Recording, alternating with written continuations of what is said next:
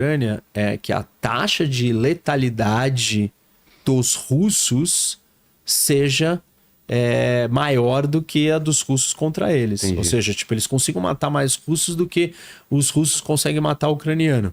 E eles acham que com isso vai chegar uma hora que o Putin não vai ter mais facilidade para continuar recrutando soldados sem fazer um alistamento mandatório, obrigatório do país inteiro. E que se ele fizer isso, isso vai se tornar impopular. Sim. Porque aí uma guerra que para a Rússia não é total, pode vir a ser. Se você mobilizar toda a sociedade russa para ir para a guerra. E aí as pessoas podem começar a ficar insatisfeitas. Então a estratégia da Ucrânia é aumentar esse custo nesse sentido. E a estratégia do Putin é: os ucranianos não vão ter gente, o Ocidente vai parar de ajudar eles uma hora, e, mais gente vai embora, nós vamos desgastar o espírito deles e nós vamos ganhar. Eles vão cansar, Você conseguiria fazer essa mesma viagem para a Rússia hoje em dia? Não. Hoje em dia, não, né? Não. Não se deixa entrar? Não. Jornalista ou qualquer pessoa que queira cobrir a guerra? Assim, tipo, é só você ver, né? Quem consegue entrevistar o Zelensky, quem consegue entrevistar o Putin. O Carlson entrevistou o Putin, mas ele é um, cara, ele sei lá, o cara só bate palma pra tudo que o eixo das ditaduras faz. A ponto do Trump brigar com ele. A ponto do Trump virar e falar assim: cara, esse cara não sabe o que ele tá falando.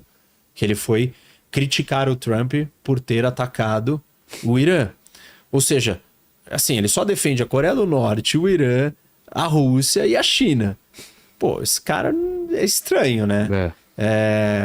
Então, todas as posições dele são desse jeito. Esse é o único cara que foi lá entrevistar o Putin. Antes de falar do Trump e dos Estados Unidos nessa guerra, porque ele mudou o posicionamento dele, você passou pela Alemanha e pela Polônia. Você chegou a falar com alguém sobre a guerra desses países? Eu fui para a Alemanha antes, né?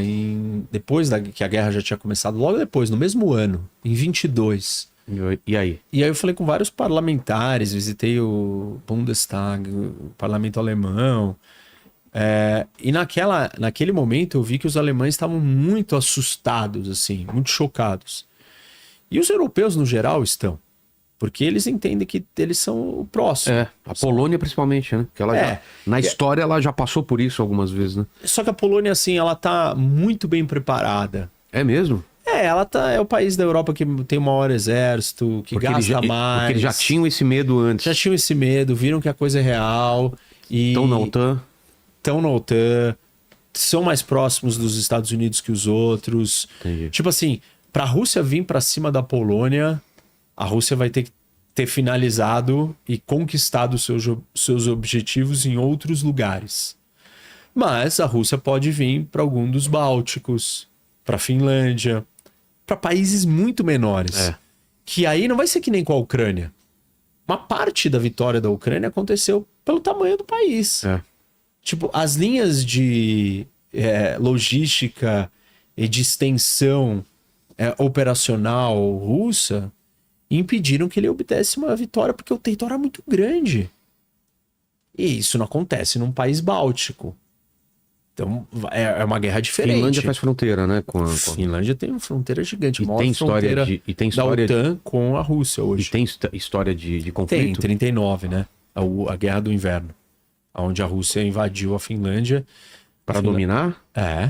Só que a Finlândia acabou conseguindo vencer, mas perdeu uma parte do território. Até perdeu hoje? 11%, se eu não estou enganado, do território, mas ganhou a guerra. Ganhou assim de um jeito bem assimétrico. Soldados finlandeses de esqui. Tipo, se escondendo atrás dos tanques, sabotando o tanque russo. Meio guerrilha. Hoje a Finlândia tá força total, treinando e se preparando para um ataque russo. E é a maior fronteira... Olha lá. Rússia com a Finlândia lá em cima. É a maior fronteira da OTAN. E Estônia, Letônia e Lituânia. Isso, que são os bálticos.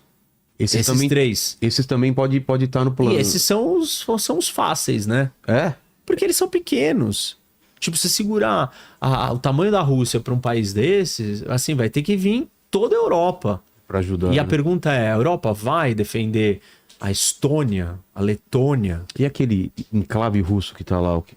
Tipo, é uma parte da Rússia do outro lado ali. Então, é um território russo. Tem uma base russa. Também, né? E o que a Rússia quer, na verdade, é unificar isso daí, né? Para ela criar um corredor ali que atravessa da Polônia, na Bielorrússia e nos Bálticos. E entre o seu território, o seu enclave. E esse corredor é super importante para a Rússia, para ela ter acesso, inclusive, ao território dela que está lá largado, aquele pedaço.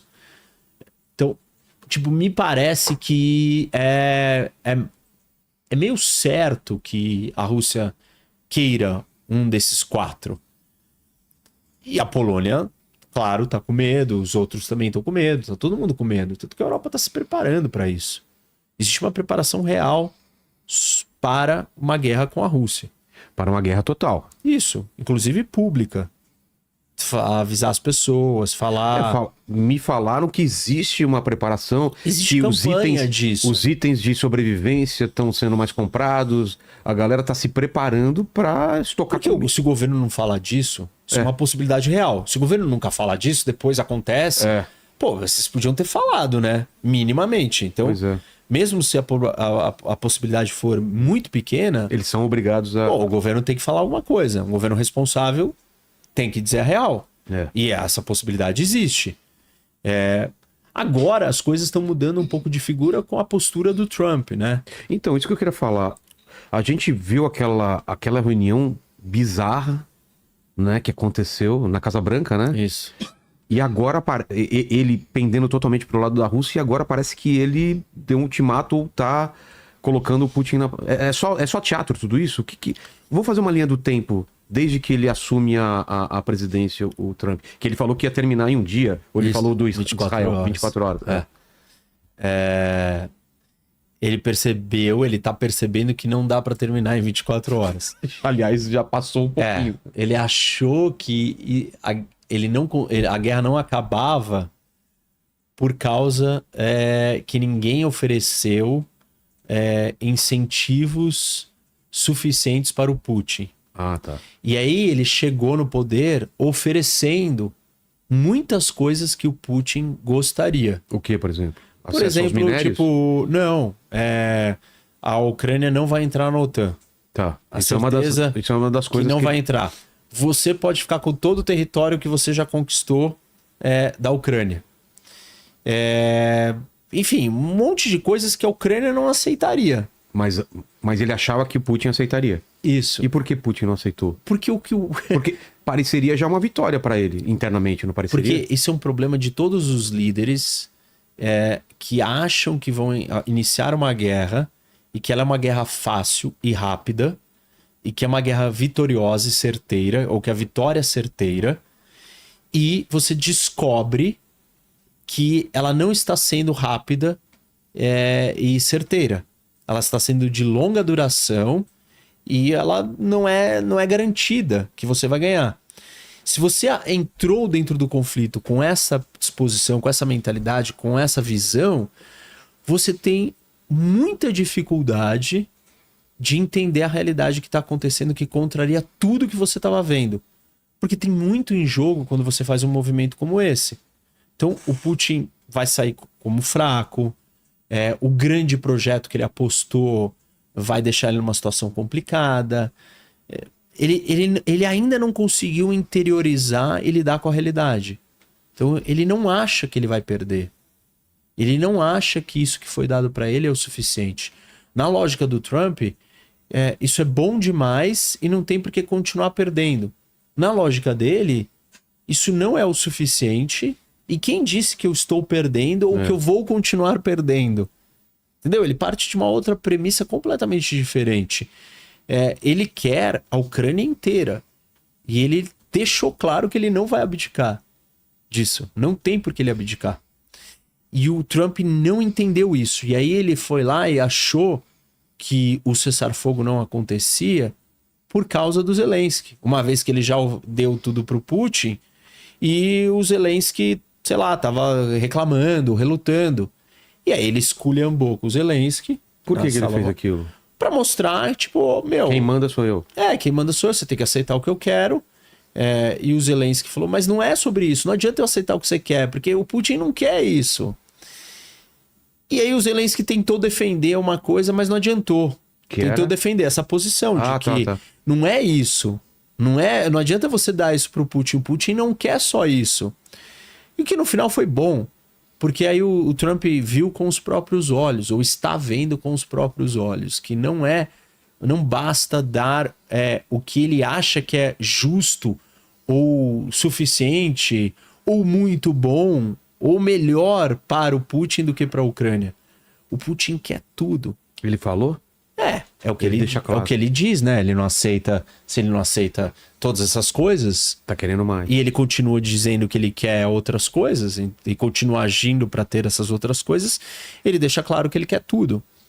E aí tudo o Trump tá falando, aí o Trump tá percebendo, tudo não dá para eu dar para ele. E tem uma pressão também da União Europeia, dos países? De não querer dar tudo, claro, né? Porque eles sabem que vai acontecer se der tudo. Ele fechou a torneira depois daquela reunião? O Trump, na hora, imediatamente, ele tirou a compartilhamento de inteligência e isso deixou a Ucrânia numa situação ruim. E a Rússia se aproveitou disso? Se aproveitou, mas nada que mudasse a história da guerra por completo. Quando o Putin viu isso, ele percebeu e falou assim, ótimo. Os Estados Unidos está do meu lado. Os Estados Unidos está do meu lado, os Estados Unidos eventualmente vai abandonar a Ucrânia e aí eu vou ganhar. Então eu posso ficar cozinhando o Trump, que ele vai continuar conduzindo as coisas para esse lugar. E cada vez vai me dar mais coisa. E cada vez eu consigo andar mais e mais perto e uma hora eu vou falar, desculpa, eu não preciso mais fazer cessar-fogo porque eu conquistei o país inteiro. Porque eu ganhei a guerra. E ele sim está ganhando a guerra.